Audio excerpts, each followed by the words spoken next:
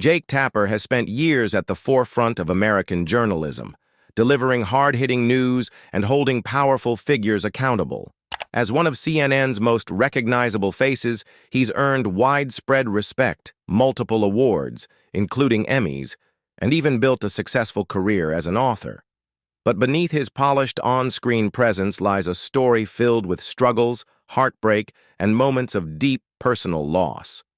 From nearly losing his daughter to a terrifying medical crisis to watching his late father-in-law endure a painful illness, Tapper has faced hardships that many never see behind the camera. Stay with us as we uncover the tragedy of CNN anchor Jake Tapper. Jake Tapper's daughter almost died due to a medical misdiagnosis. Jake Tapper's daughter, Alice Paul Tapper, has been making waves from a young age. Like her father, she's a New York Times best-selling author, but unlike him, she achieved that milestone at just 11 years old with her picture book Raise Your Hand. Over the years, Alice has grown into a remarkable young woman, but in 2021, her life was nearly cut short due to a devastating medical misdiagnosis at just 14. In a 2022 CNN op-ed, Alice shared her terrifying experience. After days of unbearable abdominal pain, doctors finally diagnosed her with a perforated appendix, a serious, potentially fatal complication of appendicitis, despite having previously dismissed that possibility. Even worse, she recalled feeling ignored by hospital staff. "I felt helpless," she wrote. "I was not being heard. When I described to the doctors how much pain I was in, they responded with condescending looks." Thankfully, Alice underwent emergency surgery and made a full recovery. She later channeled her experience into her second children's book, Use Your Voice, encouraging young readers to advocate for their own health. Jake Tapper's late father-in-law dealt with a form of dementia. Tom Brown, the father of Jake Tapper's wife, Jennifer Marie Brown, passed away at 75 in late 2022. While he lived a full life, his final years were marked by a heartbreaking battle with frontotemporal dementia, FTD, a degenerative brain disease with no cure. Tapper honored his late father-in-law in a heartfelt tribute on CNN, sharing that Tom had a difficult upbringing and was forced to fend for himself as a teenager. Despite those challenges, he built a life filled with love, becoming a devoted husband, father, and grandfather. Toward the end of the tribute, Tapper reflected on the cruel nature of FTD, calling it a cruel and unforgiving disease. He closed the segment with an emotional farewell. "We're richer for Tom Brown having been here on this earth, and we're all now poorer for him having been taken from us. Goodbye, Tom. We will always love you, and we will all always miss you." Jake Tapper's beloved pet dog passed away at the age of 12. For many people, a pet isn't just an animal, it's family. So when the time comes to say goodbye, it can be heartbreaking. Jake Tapper and his family faced that painful reality in July 2023, when their beloved dog, Winston, passed away at 12 years old. Tapper announced Winston's passing on the pup's official X account, calling him the best boy ever and sharing heartfelt photos of their time together. He also reposted the message on his own account, simply writing, "Some sad news at the Tapper home." Just a month before Winston's passing, Tapper had shared an article titled, "Nothing Prepared Me for My Dog's Death," a post that now seems eerily prophetic. Since Winston's passing, his account has remained inactive, except for one repost in September 2023 of a Substack article by former CNN contributor Mary Catherine Ham about losing her husband. Whether Tapper intended to share it from Winston's account is unclear, but the sentiment of loss remains the same. Things you didn't know about Jake Tapper.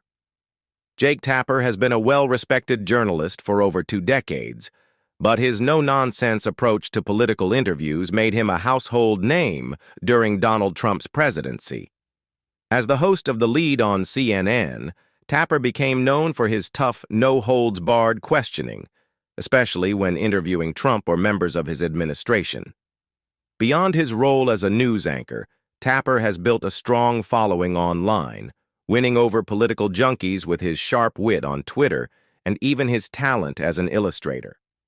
His fiery exchanges with White House counselor Kellyanne Conway became so infamous that Saturday Night Live even parodied their dynamic. For someone who isn't a Hollywood star or a musician, Tapper has managed to capture public attention in a way few journalists do. Here's why. He dated Monica Lewinsky. Digging into Jake Tapper's past reveals an unexpected chapter. He once went on a date with Monica Lewinsky. In a January 30th, 1998, article for Washington City paper titled, "I Dated Monica Lewinsky," behind the tawdriest of headlines, "There's a woman I wouldn't mind bringing home to mom," Tapper recounted the experience. The piece was published just 13 days after Drudge Report broke the news of Lewinsky's affair with then-President Bill Clinton. Tapper recalled first meeting Lewinsky at a bar, where he asked her for a quarter to continue playing pool. A friend in the room named Joe warned him that she was bad news and had left the White House after repeatedly wandering into the Oval Office to strike up conversations with the president. Tapper, assuming it was just another D.C. rumor, ignored the warning and set up a date with her. Reflecting on that night, Tapper wrote, "I didn't work her over for her opinions on Netanyahu, the emotional residue from her parents' split, any of that. It was a first date, one I wasn't sure would be followed by a second, and how was I to know that the woman on the other side of the table would set the presidency into seismic rumblings? Now, decades later, with Tapper a prominent figure in journalism, dating him might just be a story of its own. His wife worked for Planned Parenthood. Jake Tapper married Jennifer Marie Brown in 2006. At the time, Jennifer was working as a regional field manager in Washington for Planned Parenthood, where she focused on recruiting, educating, and organizing supporters. Today, the couple lives in Washington, D.C., with their 2 children. While Jennifer is no longer with Planned Parenthood, her time there clearly left an impression. Tapper has been vocal on the issue, even challenging Speaker of the House Paul Ryan for falsely claiming that federal funds to Planned Parenthood pay for abortions. When it comes to this topic, it seems the Tappers stand firmly together. He asked Trump the same question 23 times. During a 2016 CNN interview, Jake Tapper showed remarkable persistence by asking then-presidential candidate Donald Trump the same question 23 times. Known for dodging tough questions, Trump often steamrolled interviewers either by changing the subject or attacking them. But Tapper didn't back down. He repeatedly pressed Trump about his comments on the judge handling the Trump University case, who Trump claimed had a conflict of interest due to his Mexican heritage, despite being born in Indiana. After 22 failed attempts to get a direct answer, Tapper finally broke through, asking, "If you are saying he cannot do his job because of his race, is that not the definition of racism?" Trump responded, "No, I don't think so at all." Though not much of an admission, it was a rare moment where Trump's usual rhetorical dodging faltered. Tapper's persistence earned him widespread praise from both sides of the aisle for holding Trump accountable. He loves old-school rap. If you needed another reason to like Jake Tapper, here's one. He's a big fan of old-school rap. In an interview with Bon Appetit, he shared that it's his go-to workout music. "After I drop my daughter off at school, I go to the gym," Tapper said. "If I could go back and talk to my 25-year-old self, I'd say, you know all those core routines you don't do because they don't affect the size of your arms? Now would be the time to do them." He works out 4 days a week with a trainer, focusing on strength, core, and cardio. And when he steps into the gym, the staff already knows. No pop music. "Old school rap, that's what I'm looking for," he said, revealing that Warren G. and Nate Dogg's Regulate is his personal anthem. Sir Mixalot is his Twitter buddy. Blasting Warren G. at the gym is one thing, but if you really want to prove your old-school hip-hop credentials, trading tweets with Sir Mixalot is next level. That's exactly what Jake Tapper did in January 2014 when he playfully credited the rapper with teaching him an important life lesson. "Sir Mixalot taught me not to lie," Tapper tweeted. The man himself, at @TheirAlMix, replied, "I try to set an example." The two went back and forth, exchanging compliments and cracking jokes. At one point, Tapper even referenced Baby Got Back's commentary on unrealistic beauty standards, tweeting, "One might also admire your war on nefarious societal pressures, aka, so Cosmo says you're fat, well, I ain't down with that." The whole exchange was hilarious, especially coming from a CNN anchor and former presidential debate moderator. He and Kellyanne Conway have a history. Earlier this month on The Lead, Jake Tapper sat down with Kellyanne Conway for a heated interview. Just weeks before, Conway had falsely referenced a non-existent terrorist attack, the so-called Bowling Green Massacre, which quickly became a symbol of the administration's loose relationship with facts. The media, especially left-leaning outlets, pounced on the misstep, and the term alternative facts took on a life of its own. During their exchange, Tapper pressed Conway on several of Trump's claims, including his repeated assertion that networks like CNN focused too much on him instead of covering terrorist attacks. The back and forth was intense, but for Tapper, it was just another day at the office. However, not everyone saw it that way. After the interview, Trump advisor Sebastian Gorka criticized Tapper's approach, telling The Hill's Joe Concha that he found the tone very disappointing. He went even further, suggesting that Tapper had been unfairly harsh toward Conway. "It was trying to treat a woman as a punching bag, really. It was clear," Gorka claimed. When Concha asked if he was calling Tapper sexist, Gorka hesitated but implied as much. "I hope not. But why her? Why Kellyanne? Why be so aggressive with her and not with me?" In other words, instead of holding Conway accountable for spreading misinformation, Gorka attempted to shift the blame onto Tapper, painting him as the problem. If this interview was any indication, Tapper's job covering the Trump administration wasn't going to get any easier. It was only going to get messier. Tapper can't control his face.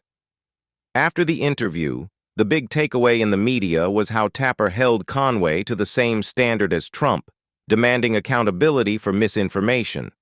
But what really took off online wasn't just his tough questioning, it was his facial expressions. Tapper's looks of disapproval and confusion during the interview became instant meme material. One Twitter user, at Mr. Dane1982, captured a particularly bewildered moment and captioned it, "This is the face your dad makes when he knows you're lying. Jake Tapper is a funny dude. Kellyanne Conway is making all of our heads spin." Another tweet featured a similar screenshot with the caption, "You are the face of the nation right now. This face ... And this wasn't the first time Tapper's reactions to Conway had gone viral. Back in 2016, after an interview where she falsely suggested there had been an assassination attempt on Trump, Tapper couldn't help but let out a chuckle. Even he's aware of his unintentional meme status. In an interview with Vogue, when asked if he finds it hard to keep a straight face, Tapper admitted, "Well, unbeknownst to me, apparently it is, but that is not something I'm doing purposely. Those faces, those expressions, are ones that my friends and family and colleagues here at work know very well." Saturday Night Live parodied him and Kellyanne. About a week after his February 2017 interview with Kellyanne Conway, Jake Tapper found himself the subject of a Saturday Night Live parody, one that stirred up quite a bit of controversy. In the skit, Kate McKinnon, playing Conway, channeled Fatal Attraction as she obsessively pursued Tapper, played by Beck Bennett. The sketch opens with Bennett's Tapper telling a colleague that he didn't have Conway on his fictional show, explaining the White House offered her, but she's got too many credibility issues. But when he gets home, he finds McKinnon's Conway waiting for him at his kitchen table, draped in a slinky nightgown. She tries to seduce him into giving her airtime, and when that doesn't work, things take a dark turn as she becomes aggressive. The skit was a huge hit on social media and in the press, further boosting Tapper's already rising profile. His reaction to it on Twitter? Equally entertaining. He isn't afraid to call out his own network. While Jake Tapper was on vacation in November 2016, CNN aired a discussion about whether Donald Trump should distance himself from the racist rhetoric of the alt-right. But what caught Tapper's attention and sparked outrage was the on-screen chyron that ran during the segment. Alt-right founder questions if Jews are people. Tapper was furious. He quickly took to Twitter, writing, "Yes, I'm off this week and I'm furious about that chyron and my staff has heard from me. Unacceptable." The vague wording made it seem as if the discussion itself was giving legitimacy to an anti-Semitic viewpoint rather than condemning it. Tapper, whose father is Jewish and whose mother converted to Judaism, has never been one to shy away from calling out harmful rhetoric, even when it comes from his own network. He's a cartoonist. Jake Tapper isn't all serious interviews and tough political questions. He's also got a sharp sense of humor, which he often shows off on Twitter. But his love for satire goes beyond tweets. He's also a talented cartoonist. Back when he hosted State of the Union on CNN, Tapper wrapped up episodes with a segment he called State of the Cartoon Ion, where he showcased his own hand-drawn political cartoons. The animations poked fun at Washington gossip and major news stories, often with Trump as the main subject. His illustrations are clever, and he's got real artistic skill. Tapper's talents even earned him a chance to guest illustrate the iconic comic strip Dilbert, which he later auctioned off for charity. He was suspended in high school. Jake Tapper was born in New York, but grew up in Queen Village, Pennsylvania, a neighborhood in Philadelphia. He attended Akiba Hebrew Academy, a Jewish day school that was then located in Center City. While he was a standout student, serving as class president and editor of the school newspaper, he also had a bit of a mischievous side. His most infamous prank? A yearbook cartoon that, when folded a certain way, revealed an inappropriate drawing. The stunt got him suspended and sentenced to 75 hours of community service, but he still managed to graduate. As journalist Nathan Gutman put it, the prank made him famous school-wide. Jake Tapper's book was made into a movie. Jake Tapper has built an impressive career since first making waves in journalism with his essay about Monica Lewinsky. Over the years, he has authored several books, including The Hellfire Club, The Outpost, An Untold Story of American Valor, Down and Dirty, The Plot to Steal the Presidency, and Body Slam, The Jesse Ventura Story. The Outpost was a major success, landing in the top 10 of the New York Times bestsellers list, and it was later adapted into a film, which premiered on Netflix in 2020. With his success in journalism and publishing, Tapper has amassed a net worth estimated between $8 and $10 million, according to Celebrity Net Worth. His current CNN contract reportedly earns him $4 million annually. Jake Tapper faces backlash. Over new book on Biden's cognitive decline. CNN anchor Jake Tapper is facing backlash after announcing his new book, co-authored with Axios correspondent Alex Thompson, which explores the Democratic Party's 2024 election loss and the alleged efforts to downplay President Joe Biden's mental decline. Penguin Press revealed recently that the book will focus on the events leading up to the election, particularly concerns over Biden's age and cognitive ability. In response, some conservatives have resurfaced past remarks where Tapper appeared to defend Biden, particularly during the 2020 election. For instance, when Lara Trump criticized Biden's shaky voice in campaign speeches, Tapper tweeted a link to an Atlantic article about Biden's lifelong struggle with stuttering, urging people to read it beyond politics. Biden's decision to seek re-election was widely blamed for the Democrats' loss, especially after his disastrous debate against Donald Trump on June 27th, which raised further questions about his fitness for office.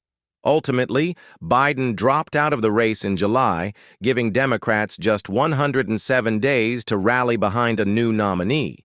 Despite his past defense of Biden, Tapper became one of the president's sharpest critics after the debate, openly questioning his ability to serve another term.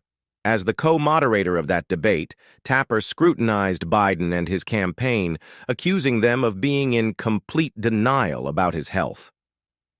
Just 12 days before Biden exited the race, Tapper delivered a scathing monologue calling out Democratic elites for ignoring concerns that voters had long expressed. He even aired a clip of Biden mistakenly saying he was proud to be the first black woman to serve as vice president, dismissing the remark as not coherent. This wasn't Tapper's first time pressing the issue. Over the years, he had repeatedly questioned Biden's age and mental sharpness in interviews and segments, including pressing White House officials and discussing special counsel Robert Hur's report, which described Biden as an elderly man with poor memory. When Biden skipped the traditional Super Bowl presidential interview in early 2024, Tapper directly asked Representative Robert Garcia what Biden was afraid of. Despite his scrutiny of Biden in recent years, Tapper's book announcement has drawn criticism, particularly from conservatives who accuse him of profiting off a cover-up they claim he was once complicit in. That's a wrap for this video. Thanks for hanging out with us. If you enjoyed it and want to hear more, don't forget to subscribe to our channel and hit the bell icon so you'll be notified when the next video drops.